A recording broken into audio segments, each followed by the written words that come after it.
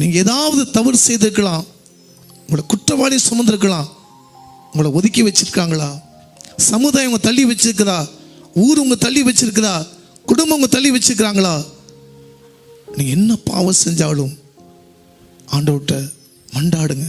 அற்பமா எண்ணப்பட்ட உன் வாழ்விலும் ஆச்சரியமாக தேவன் செய்து முடிப்பார்.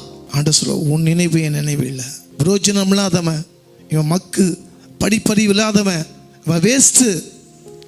ஒருவேளை சமுதாயம் உங்களை ஒதுக்கலாம், தேவனை யாரும் தேடி போவாதீங்களா? திக்கற்ற பிள்ளைகளையும் அனாதைகளையும் விதவைகளையும் விசாரிக்க போவார்.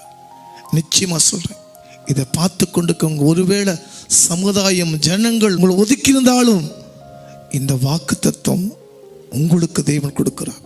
அற்பமா எண்ணப்பட்ட உன் வாழ்வில் ஆச்சரியமா கர்த்தர் இன்றைக்கு அவர் செய்து முடிப்பார்.